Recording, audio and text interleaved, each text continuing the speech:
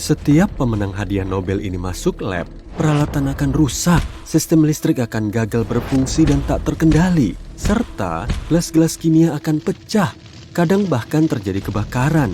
Nama ilmuwan ini Dr. Wolfgang Pauli, dan para koleganya bahkan percaya bahwa semua insiden itu bukan sekadar kesialan. Fenomena ini mereka sebut efek Pauli. Gak ada yang tahu pasti tahun dan hari ketika hal ini mulai terjadi.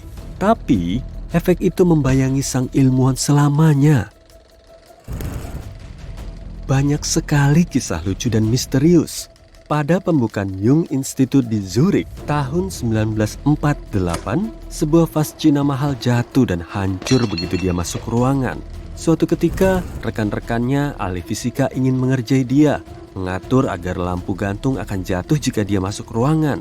Tapi prank itu nggak berhasil. Saat itu, lampu gantung tetap aman. Koleganya bahkan bikin formula hukum fisika baru yang berbunyi bahwa alat yang berfungsi dan Wolfgang Pauli gak boleh menempati ruangan yang sama. Mereka percaya efek itu bertambah kuat seiring waktu dan di titik tertentu mulai bekerja lintas jarak. Konon, suatu ketika Pauli melewati stasiun kereta Göttingen. Beberapa macam peralatan di lab universitas lokal meledak tanpa alasan tertentu. Kisah lain konon, ketika sang ilmuwan mengunjungi salah satu institut di Princeton, sebuah akselerator partikel besar di jurusan fisika tanpa diduga menyala dan terbakar selama 6 jam tanpa henti. Berita tentang efek itu telah menyebar dan para ilmuwan terkenal pun percayakan hal itu. Penerima hadiah Nobel Otto Stern gak mengizinkan Profesor Pauli berada di labnya agar labnya aman dari efek kenaman itu.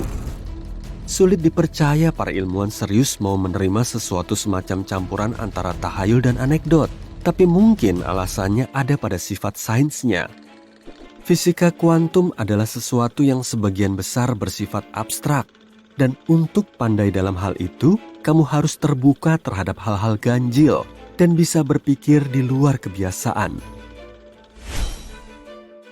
Pauli sendiri percaya dengan kekuatan efek yang dinamakan mengikuti namanya itu.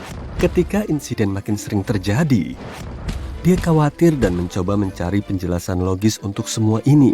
Dia bahkan konsultasi ke teman lama dan terapisnya, Carl Jung. Ahli fisika itu bercerita ke Jung bahwa kadang dia merasa lega setelah terjadi insiden. Dia menyebut rasanya seperti ada energi sangat besar yang menumpuk dalam dirinya, lalu itu semua akan keluar dan hal-hal aneh terjadi. Pauli berteori bahwa dia bukan satu-satunya orang yang bisa melakukan ini. Menurutnya, beberapa orang mampu memproyeksikan energi mental mereka ke lingkungan dan alat-alat elektronika mereka dalam hal aneh itu. Ilmuwan ini lahir di Wina tahun 1900. Lulus dari gimnasium di sana dan menerima gelar PhD pada umur 21 di Munich. Dia menjadi profesor dan berkontribusi besar terhadap teori modern tentang mekanika kuantum. Dia menghabiskan sisa hidupnya di Swiss, tetap setia pada ketertarikannya terhadap sains. Dia jarang menerbitkan makalah, begitu banyak ide dan hasil risetnya berada dalam surat-suratnya ke sejumlah koleganya yang terkenal, yang kemudian akan menyebarkan ilmu itu. Pauli adalah salah satu ilmuwan abad ke-20 paling cemerlang.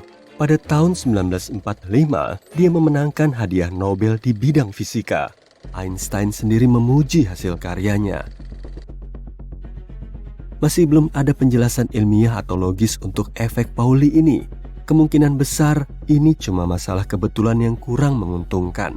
Tapi, ilmuwan itu sendiri ngotot bahwa efek tersebut nyata sampai akhir hayatnya. Efek menarik lain yang diberi nama mengikuti tokoh terkenal adalah efek Mandela.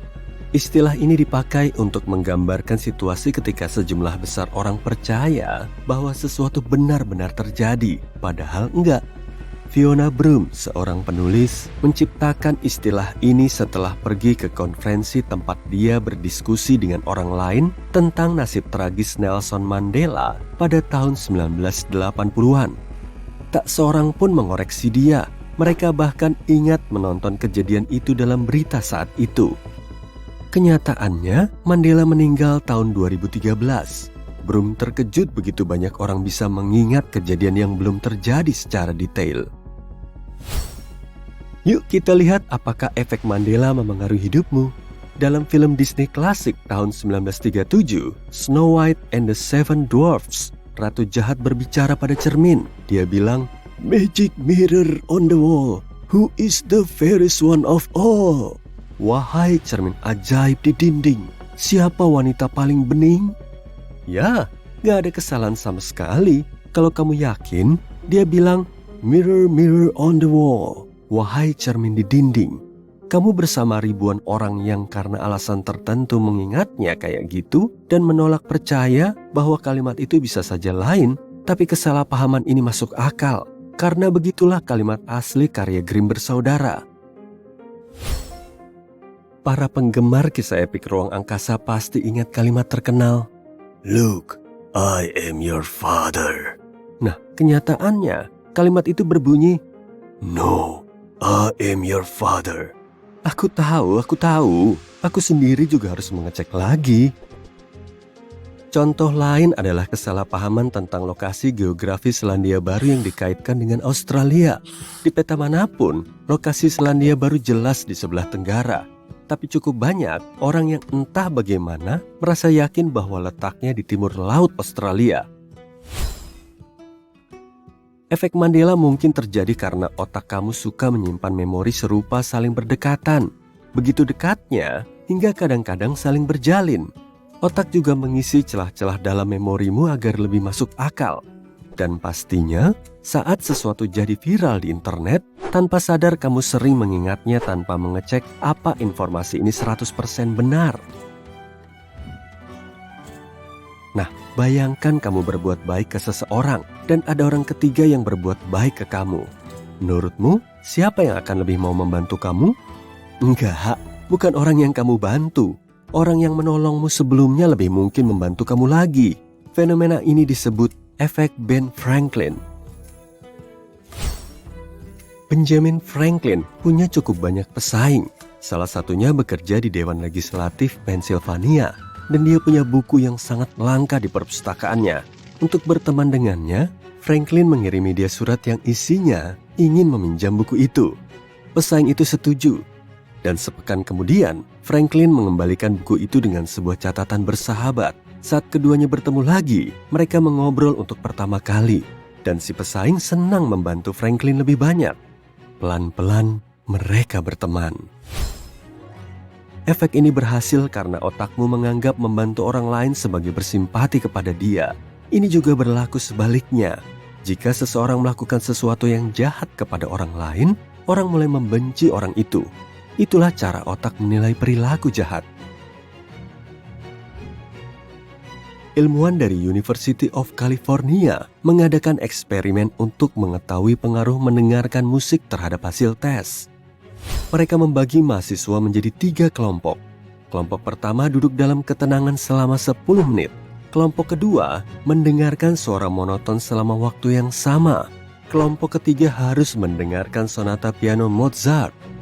Sehabis itu, mereka mengikuti tes tentang penalaran spasial, pemecahan masalah, dan berpikir di luar kebiasaan. Mereka yang berasal dari kelompok ketiga memperoleh skor lebih baik dalam tes itu. Ilmuwan menamakan ini efek Mozart. Berita tentang efek yang ditemukan menyebar dengan cepat, dan para ilmuwan lain memutuskan untuk melakukan tes serupa.